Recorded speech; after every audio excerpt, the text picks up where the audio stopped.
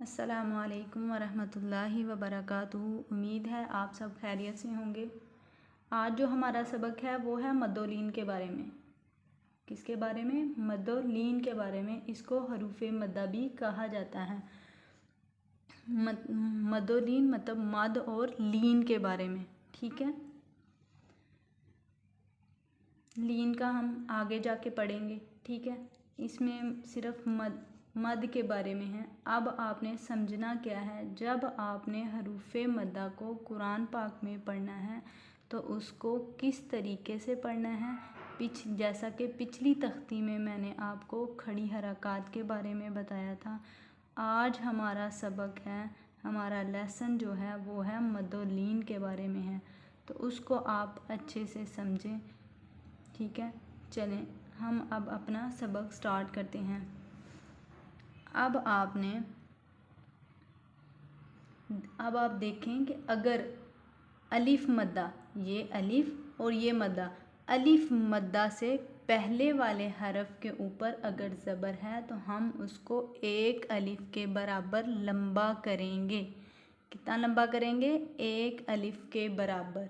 ठीक है, अगर वाओ साकिन से पहले किसी भी हरफ के ऊपर अगर पेश आ जाए तो हम उसको लंबा करेंगे। या साकिन से पहले किसी भी हरफ के नीचे ज़ेर है तो आप उसको लंबा करेंगे। ठीक है, अब साकिन क्या है? आप सोचते होंगे कि अब साकिन क्या है, कौन सा है लफ्ज़ साकिन है। अब साकिन क्या है? अगर किसी भी हरफ के ऊपर जज़म आ जाए, जैसे कि ये है, इसको हम जज़म कहते हैं। ठीक है, ये हमारी जज़म है। अगर ये किसी भी हरफ के ऊपर जज़म आ जाए तो इस हरूफ को साकिन कहते हैं। ठीक है, आपने इन चीज़ों को देखना है। अगर हरफ साकिन हो रहा है, वाओ साकिन है, उससे पहले वाले हरफ के ऊपर पेश होगी।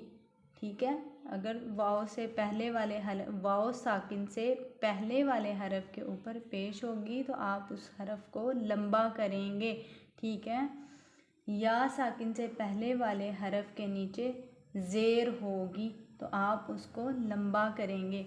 ठीक है, अब मैं आपको इन तीनों को पढ़ के सुनाऊंगी और बाकी की हम आवाज़ें पढ़ेंगे। ठीक है, आवाज़ें निकालेंगे कि हम आपस में आवाज़ें कौन कौन सी आवाज़ें मिलती जुलती हैं और किस तरह से अदा होती हैं, किस तरह से हमने उसको पढ़ना है। ठीक है, चलें स्टार्ट करते हैं सबक हम अपना। बा ज़बर अलिफ बा, बा ज़बर अलिफ बा, बा पेश वाओ बू, बा ज़ेर या बी, बा बू बी। ठीक है, ता तू ती सा सू सी हा हू ही खो खू खी। ठीक है, रो रू री ज़ा ज़ू ज़ी तो तू ती।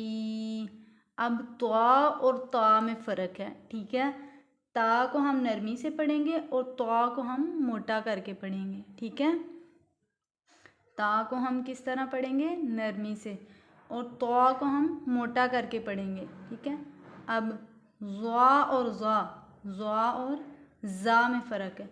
ज़ा को हम सख्ती से और ज़्वा को हम मोटा करके पढ़ेंगे। ठीक है, ज़ो ज़ू ज़ी फ़ा फू फ़ी हा हू ही। हा को हम हलक से अदा करेंगे, ठीक है, और हा को हम मतलब जब हा को पढ़ेंगे तो हम अपनी सांस अंदर को खींचेंगे। हा हा दोनों की मतलब ना आवाज़ें सेम ही हैं। हम इसकी भी आवाज़ बाहर को मतलब निकालेंगे, ठीक है, हम अपनी सांस बाहर को निकालेंगे और इसकी भी, लेकिन इसको हम ज़रा मोटा करके पढ़ेंगे हा, ठीक है, और इसको हम नरमी से हा, ठीक है। या, यू, यी। अब ऐन और हमज़ा, ऐन और हमज़ा, हमज़ा ज़बर आ। अब हम झटका दे के नहीं इसको पढ़ेंगे, ठीक है, आराम से। आ, ऊ, ई, ठीक है। जा, जू, जी, ठीक है। अब है दा, दू, दी, दा, दू, दाल, दू, दी, ठीक है। जा, ज़ा और ज़ाल, इन तीनों की आवाज़ें एक जैसी हैं, ठीक है। सा और सीन, सा और सीन की आवाज़ें सेम है। और स्वाद, स्वाद, सा और सीन, ठीक है। सा पढ़ते हुए हम अपनी आवाज़ सीटी की आवाज़ निकालेंगे। सा, सू, सी, दांतों को पीस के अदा होता है।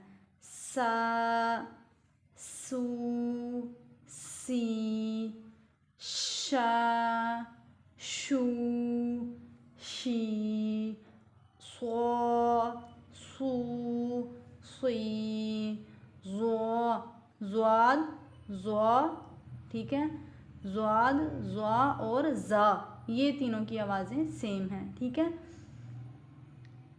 ज़्वा, ज़ू, ज़ी, आ, ऊ, ई, ठीक है। इतनी सी समझ आपको आ गई होगी।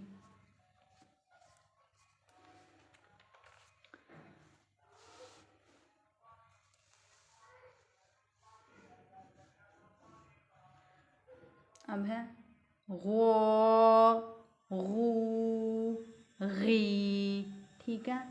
क़, क़ू, की, ठीक है। अब क़ाफ और कैफ, ठीक है, इस काफ और इस काफ में फ़र्क है, ठीक है। इस काफ को हम मोटा करके पढ़ेंगे और इस काफ को हम बारीक पढ़ेंगे, ठीक है। क़, क़ू, की, का, कू, की, ठीक है। ला, लू, ली, मा, मू, मी, ना, नू, नी, वा, वू, वी। अब आगे जो लफ्ज़ हैं वो हैं लीन के, ठीक है, ठीक है। ता ज़बर, पीछे हमने लफ्ज़ ये जितने भी पढ़े हैं यहाँ तक वो थे हरूफ़े मद्दा, ठीक है। अब जो हम पढ़ेंगे वो है लीन के बारे में। इसमें है इजहार, इख्फा, यानी गुन्ना होगा मद्दोलीन और रॉ के कायदे की, ठीक है, रॉ के कायदे में हम गुन्ना करेंगे, ठीक है। लीन है ये आगे जितनी भी पूरी तख्ती है ये है लीन के बारे में, ये आपको नज़र आ रहा होगा लीन, ठीक है।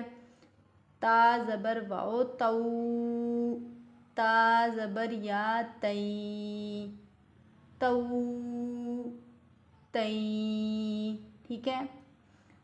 सा ज़बर वा सऊ, सा ज़बर या सई, सऊ, सई, दऊ, दई, ज़ऊ, ज़ई, रऊ, रई, ज़ौ ज़ई, सौ सई, शौ शई, सौ सई, ज़ौ ज़ई, ठीक है।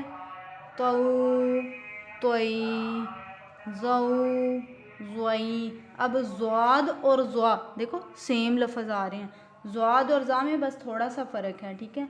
ज़ौ और ज़ौ, ज़ौ और ज़ौ, मतलब ज़्वा को भी और ज़्वाद को भी हमने मोटा करके पढ़ना है, ठीक है। लौ लई, नौ नई, औ आई, बौ बई, जौ जई, हौ हई, खौ खई, औ आई, गौ गई। गईन और ख्वा, गईन और ख्वा इनकी आवाज़ें सेम है, ठीक है। ख्वा और गईन, ठीक है, लेकिन दोनों को हम मोटा ही पढ़ेंगे। फौ फई, कौ कई, कौ कई। जैसा कि मैंने आपको पीछे हरूफे मद्दा में बताया है, कॉफ और कैफ इन दोनों की आवाज़ें सेम हैं, लेकिन इस काफ को हम लफ्ज़ सेम है लेकिन हम इनकी आवाज़ें अलग अलग निकालेंगे, ठीक है। इसका जिसके ऊपर ये नुक्ते होते हैं, जिस काफ के ऊपर, उस काफ को हम जहाँ भी ये आ जाए वहाँ हम इसको मोटा करके पढ़ेंगे, ठीक है। और इस काफ के ऊपर जिसके ऊपर ये डंडा होता है, इसके ऊपर इस डंडे को हम बारीक पर करके पढ़ेंगे, ठीक है। इसको हम मोटा नहीं पढ़ेंगे। कौ कई, मऊ मई, ठीक है। वौ वई,